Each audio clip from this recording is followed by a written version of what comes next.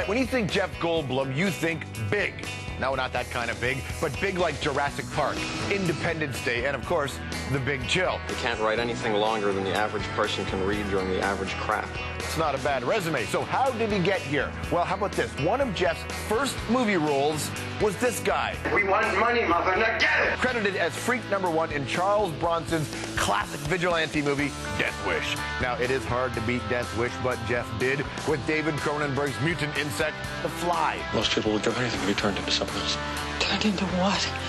What do you think, a fly? That's his lady at the time, Gina Davis. Now, that movie helped launch Jeff's career, and if the hours spent in makeup for The Fly weren't enough, there he is as Mac the alien in the cult hit Earth Girls Are Easy, which I found that they're not. In that movie, he seduces Gina Davis again.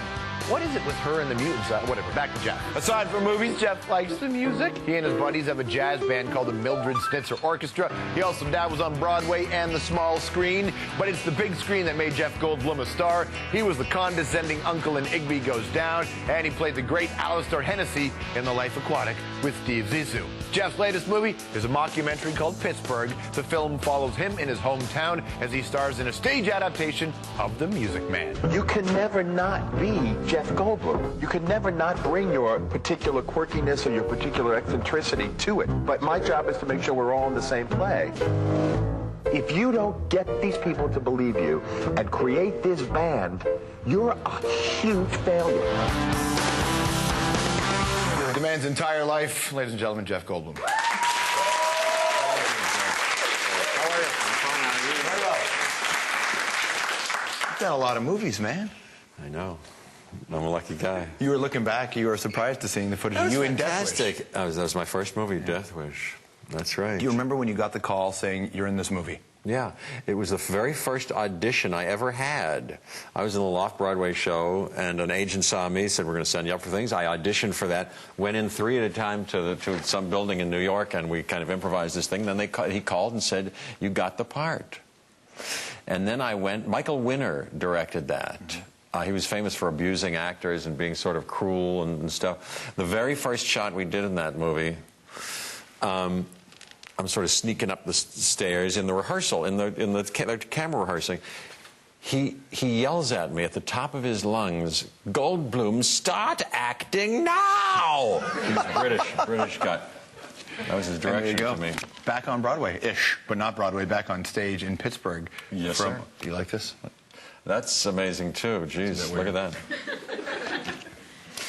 It works. Yeah. It's like a children's menu. You know? Didn't you used to get those yes. when you were a kid? What do you used to? I still go for them. Really? Everything looks good on that menu, doesn't it? Peanut butter and jelly. They never have that on the adult menu. On noodles? I'll take it. I know. Pancakes, little pancakes. I like when they call them funny names, Lone Ranger pancakes or something. It always looks good to me. You went home to Pittsburgh because you're actually from Pittsburgh. Yes, sir. So for people who are figuring this movie out now, tell them what it is. It's you go and... Yeah, Pittsburgh. It's about it's a funny movie, about subtly, smartly, sophisticatedly funny, I think, movie about a crazy actor. No, it's about you. Well... Isn't it? Well, I play a character called Jeff Goldblum. But it might be a... Happened to have been an Independence Day and all that other stuff, right? Yeah, that's true. But it's also like Larry David, right. like, being John Malkovich. It's sort of a parallel universe, possibly much fictionalized version of Jeff Goldblum. Mm-hmm. And in this particular episode of Jeff Goldblum's life, the question is asked, how crazy can one actor go when he falls in love impetuously with a Canadian actress? She needed a visa. Who needs a visa. They get her engaged after 3 weeks, but she needs to stay in the country, so for the sake of love, he goes back to his hometown of Pittsburgh to do a 2-week regional theater summer stock version of The Music Man in order to get her and him the jobs against the advice of his manager.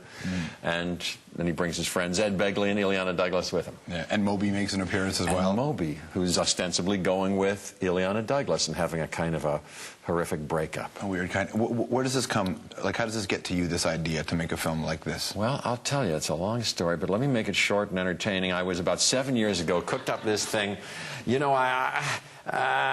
I cooked it up. I wanted to, I'd seen Cassavetes movies, where he'd use, non-actors, and sometimes his wife and his wife's parents as her parents.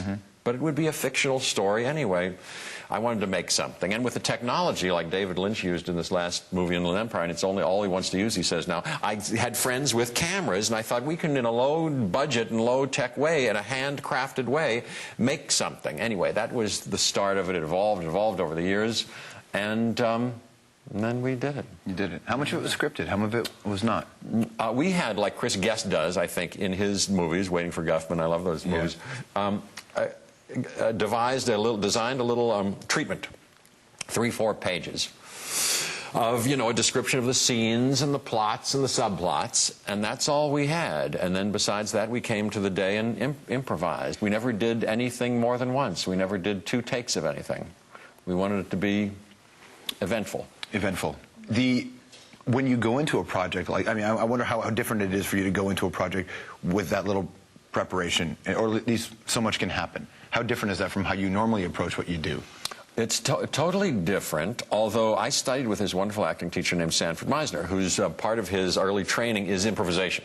So I loved improvisation. I teach for the last 15, 20 years whenever I'm not working, so I love to teach and deal with and still explore the craft of improvisation. I like it.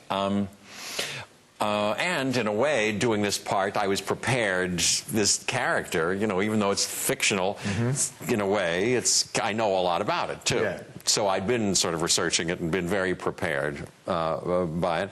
But it's all, off the cuff, and there's no it's like this. There's no preparation for it, really. You might have a couple ideas, and that's different. I'm if nothing else, a conscientious and kind of disciplined actor. So when I get a piece of material that I know has to be rendered verbatim and specifically, I work hard on it. I do a lot of work to try to make it finally look as if it's improvised and as if you haven't rehearsed it and as if it's happening in real life. That's the trick. I was watching Pittsburgh at home, and I was sitting there wondering, thinking, I wonder how Hollywood's different for you today than maybe it was 15 years ago. For me, you drive up the hills, you go to your home. Is it different? Does it feel differently than it used to? You're not from there. No, from Pittsburgh originally. Then I went to New York for 4 years. I try to remember when I first moved there, which was a long time ago, sometimes just how it was scenically, atmospherically, never mind the business or vibe-wise, but just, traffic and restaurants and things. And I don't even have I'm not the best person to ask, because I'm a very kind of focused or /sheltered or something kind of guy, and I don't kind of unwrap a city, even the city that I live in. So I've kind of kept my focus on what I'm doing. It's been a place of industry for me, and I've either been working, luckily, constantly, or teaching whenever I'm not working, and like that. And I've even lived in the same house for 20 years now, so as things have changed around me, I'm not the best person to kind of judge. Luckily, I've gone from part to part and they've kind of gotten more challenging, and I've gotten But do you feel settled like there? that. Do you feel settled? I mean, it's the same house and all, but when you don't really get to unravel the city, sometimes you never feel like you're a part of it. Well, I choose to be a part of a part that I select. My sister's out there, and we hang out. I don't really go to clubs. I'm not a... I don't ever see you with Tara Reid and your breasts hanging out. That's not really your thing. I rarely hang my breasts out. It feels very, very nice when I do, but I rarely do that. But I do have a music group there. I play piano. I know you're a wonderful pianist. But I play a little piano myself, jazz piano, and we have a group there that when I'm not working, we play out and about. And it's like my one chance to get pushed out to be out at a club. And I kind of enjoy that. And people sitting there eating dinner, and all of a sudden they look at you and go, Jeff Goldblum playing piano. It's true. They do. But it's very informal. You should come to when you come to LA, I'll tell you. They're very informal. I play with great musicians and jazz musicians. We don't rehearse, really. And we play things we've never played before. So we like to just kind of have a public rehearsal. But it's nice. It's a jam session. And we say, does anybody want to come up and sing? So people come up who've never seen before, and they come up and sing. Doesn't that sound fun? You sing? Really? If we were doing this, it would be fun. And people come and sing, and sometimes they're, however they are, it's great, I like that kind of thing. I think you should go down and sing for him one day. I can sing in French if you like. Where are you from? I'm French. She's French? You're French. She's French. Ah, bien sûr. Ah, oui. What sort of French? Ah, Edith Piaf, oui, oui. Oh, j'adore. Do you know this song? Hey, here's a little French song. Je pense à Fernande, je bande, je bande. Je pense à Félicie, je bande aussi. Je pense à Léonard, Armande, je bande encore. Et je pense au Lulu, le jeune ne bande plus. Le bande des os, ne bande des os. Yeah. Yeah, I messed it up. You know that song? Oh, je connais. That's a little dirty. Do you know that song? Yeah, I've heard it.